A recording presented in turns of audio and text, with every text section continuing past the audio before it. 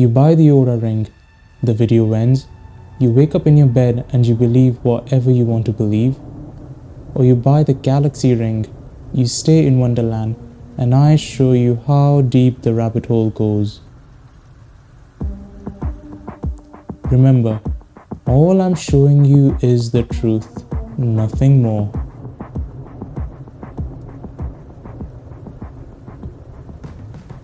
Now, to help you decide which one of these smart rings to go for, I've been using both of them for the last couple of months, and in this video, I'll compare the designs, the health and well-being features, heart rate sensor accuracies, and much more to help you decide whether to go for the Oura Ring or the Samsung Galaxy Ring. Now, before I jump into the detailed comparisons for these two rings, I just wanted to talk about the pricing, variations, and colors options for them. I've been using the Generation 3 of the Oura Ring, which has two designs available. The first is called the Heritage, which is the cheaper option and has this plateau design, and that costs $299 US or £299. And the second one is called the Horizon, which starts at $349 US or £349.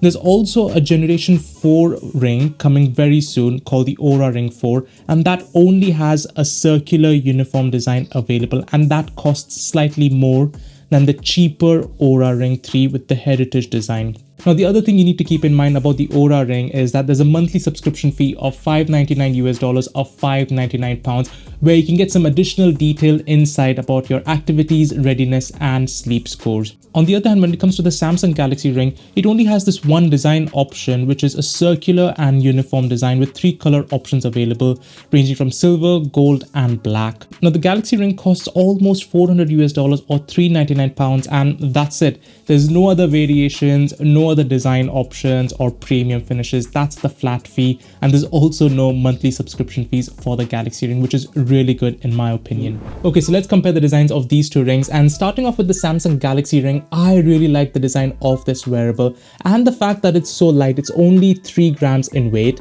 and in my full in-depth review of the Samsung Galaxy Ring, I mentioned that the first thing that came to my mind when I unboxed it was the word sleek. And when I compared it with the Oura Ring, my personal opinion and preference is that I like the design of the Galaxy Ring more than the Oura Ring, because the Oura Ring just feels a bit chunky and plasticky. It's 7.9 millimeters wide, which is 1 millimeter more than the Galaxy Ring, but it does feel a lot when you wear both of them side by side. And the fact that the Oura Ring feels a bit plasticky when you start using it at first, but of course it's not made of plastic. It's got elements of aerospace grade titanium in its frame. And speaking of titanium, the Galaxy Ring is also built of titanium. But both of these rings, I should warn you that although they talk about titanium being built, they will eventually start gathering scratches. They won't be mark free or scuff free, especially if you wear them for things like weight training, where you're having metal to metal contact between the ring and your weights, or if you just have a lot of daily metal to metal contact with these rings. Now, with the Galaxy Ring, you also get this storage cradle, which also acts as a wireless charging case, and this can charge the Samsung Galaxy Ring twice from 0 to 100% before it needs charging. So that is a really nice addition to the overall Galaxy Ring package. In fact, Oura have been doing this ring for 3 generations, and now the 4th generation coming out with the Ring 4, and they still don't provide any form of wireless charging solution like this. So this is a major step forward for me when it comes to ring-based wearables. So well done on Samsung for thinking about things like this. When it comes to comfort and day-to-day use, I should mention that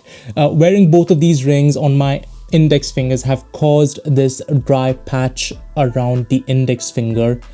Hopefully you can see it on camera, and I believe this is because of moisture and water droplets getting stuck on the inside of these rings and just staying there, and I can't really dry them out properly, and they have resulted in drying out of the skin. So that's something you need to keep in mind before you buy any of these smart rings. Now, on the inside of both of these rings, there's 3 sensor bumps which house the heart rate sensors, the respiration sensors, skin temperature sensors, as well as accelerometers to measure your activities like step counts as well as sleep stages at night. Now, Samsung have been smart and added some cool features to the Galaxy Ring. So for example, the red and green LED lights on the inside of the ring also double up as battery indicators. So if they flash green like they are now, it means that the ring has more than 15% battery left. And if the red light flashes, it means that the ring has less than 15% battery. So that's really cool to see here, whereas the Oura Ring doesn't have anything like that on it. Now, for me personally, I prefer the design of the Samsung Galaxy Ring over the Oura Ring. I mean, Samsung also throw in some additional things like the wireless charging case, whereas the Oura Ring doesn't have any additional or cool features like the Galaxy Ring does. Okay, so let's compare the health, fitness, and recovery metrics that both of these wearables track and show you. So they do things like a normal fitness tracker would. So they track your steps, calories burned, nightly sleep, show you all of the sleep stages, heart rate variability, skin temperature, and so on. But the way they package this data and present to you within the respective apps is completely different. So I'll talk about this and I'll split this up in 3 different sections just for ease of discussion. Okay, so first looking at activities, and both apps set a daily activity goal which can depend on the calories the rings want you to burn during the day or the number of minutes you are moving around rather than being seated or static during the day. When it comes to recording activities, the options are very limited. Basically just walking, running, and cycling indoors. And if you do any other form of activity, even if it's strength training, you first have to do the activity and then manually record it within the app, which has been super frustrating to me. Now, the Samsung Galaxy Ring, on the other hand, has just so many activities within the Samsung Health app. I mean, you've got the usual stuff like running, elliptical trainer, yoga, strength training, and so on. But if you do a deep dive, you'll see a massive list of activities available to track before you actually do the activity. So that is really helpful and much better than the Oura Ring. Now, if you're tracking an activity using the Samsung Galaxy Ring, you'll get quite a lot of live metrics as you're doing the activity on the Samsung Health app, whereas the Oura Ring and the Oura app, on the other hand, just shows you the duration of the activity, which is quite poor in my opinion. Now, in addition to activities, both rings can also track your sleep, blood oxygen levels, stress levels, breathing rates, and then use all of that data to produce some really good insight and feedback within their respective apps. So the other difference between the two rings is that after 3 months of usage, the Oura Ring and the Oura app will develop a unique body clock which is specific to you, and that shows you your chronotype, which is just your optimal or ideal sleep schedule. And I think that's a really cool touch and intuitive way of showing you how to develop really good sleeping habits. The Samsung Health app can assign you a sleep animal based on the last few nights sleep, and it can then coach you to develop some better sleeping habits. Now, that's really good to see here on the Samsung Galaxy Ring. And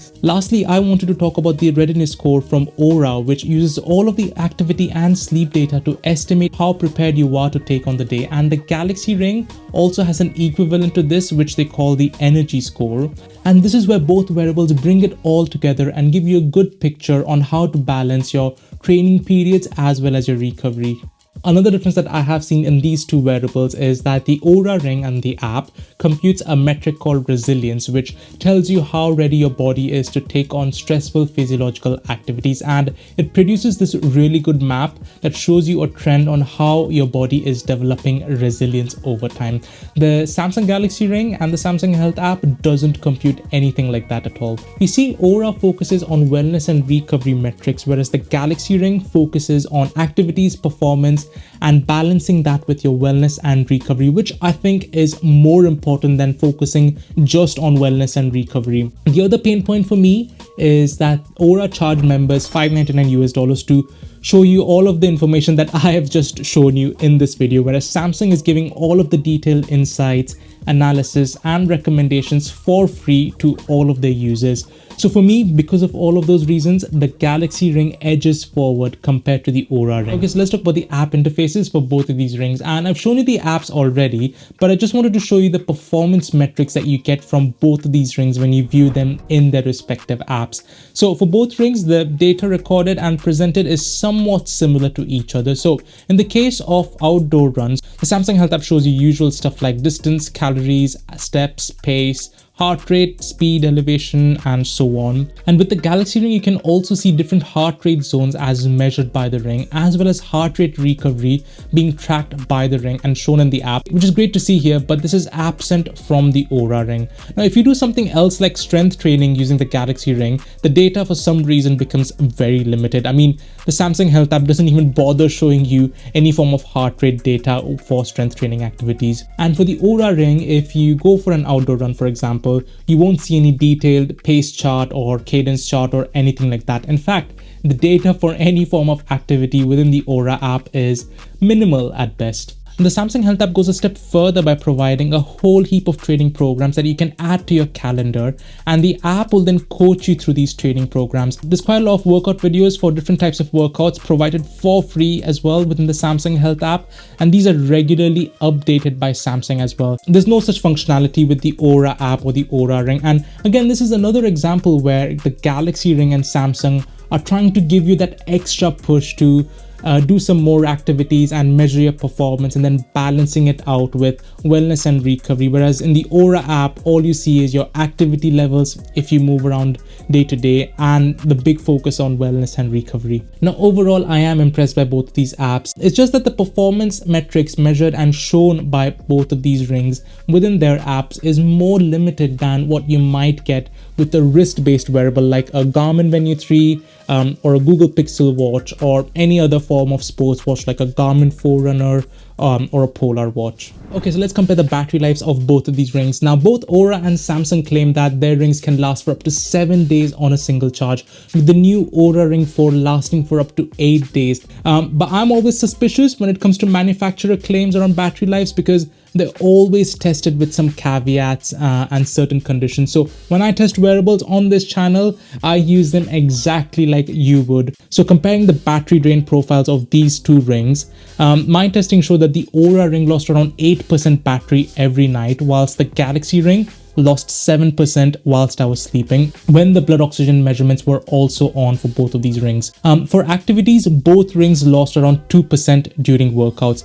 Now, overall, the Oura Ring lasted for 6.5 days on a single charge, and the Galaxy Ring lasted for just over 6.5 days, 6 days, 17 hours to be precise. Now, that is not quite the 7 days claim from both of these manufacturers, but it's quite close. And on average, I've been getting somewhere between 6 and 6.5 days for both of these rings. Now, with the Oura Ring 4 coming out soon, Oura are claiming it can last for up to 8 days on a single charge. So I'm still expecting somewhere between 6 and 7 to 7.5 days for the Ring 4 when it does come out. Okay, so let's talk about the heart rate sensor accuracies of both of these rings. And I've been testing them for cycling, running, as well as strength training. And to benchmark my heart rate readings, I've been using the Polar H10 chest strap, which is often considered as the gold standard for heart rate measurement. Okay, before I show you any form of heart rate data, I should mention that the Oura Ring measures heart rate every 30 minutes. So it'll show you chunks of like low and high heart rate ranges for every 30 minutes. And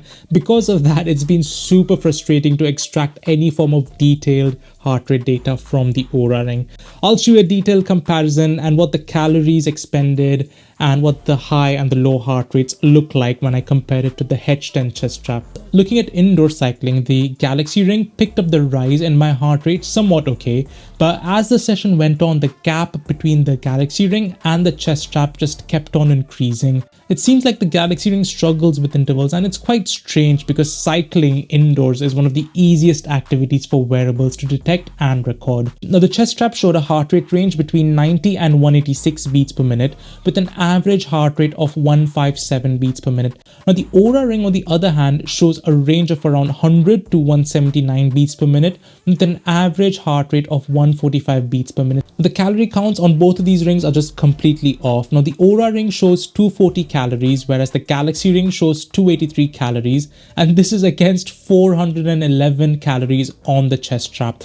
It's not a great start for both of these rings for what is the easiest activity for a wearable to detect and record. Now, I also use these rings for quite a few runs outdoors over the last couple of months, and here's the heart rate chart for the Galaxy Ring and the chest strap. I mean, it looks pretty bad. There's almost always a gap of 30 to 50 beats per minute between the Galaxy Ring and the Polar H10 chest strap.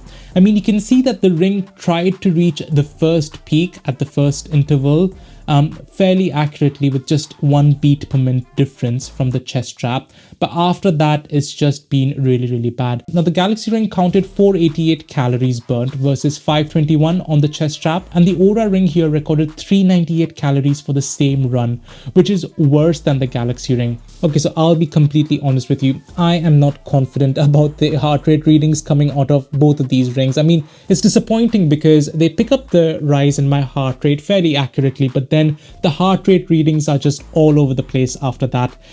So if you wanted something more robust when it comes to heart rate tracking and accuracy, I would highly recommend you go for a wrist-based wearable like a Garmin, Samsung, Google, Polar, or Apple over any of these rings. But if you were to absolutely ask me what to choose between these two rings, I would say that the Galaxy Ring is slightly more accurate than the Oura Ring.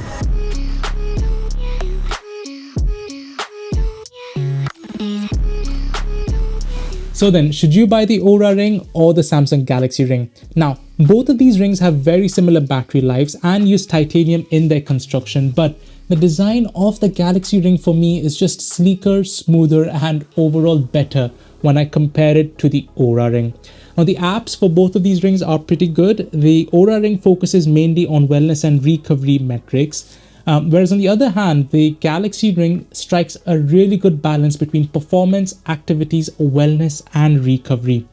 The main pain point for me is that the Oura Ring and the Oura app charges users $599 to access all of the insights and feedback for all of those metrics. But the Galaxy Ring and Samsung in general are giving all of those detailed insights, feedbacks, as well as recommendations for free to all of their users. And for that main reason, I prefer the Galaxy Ring over the Oura Ring. And that's what I would recommend to most people who are looking for a ring this year. All right, so I just wanted to say thanks to all of the subscribers to this channel, and to new viewers. Make sure you press that subscribe button so you don't miss out on more wearable tech reviews, comparisons, and experiments just like this. See you in the next one.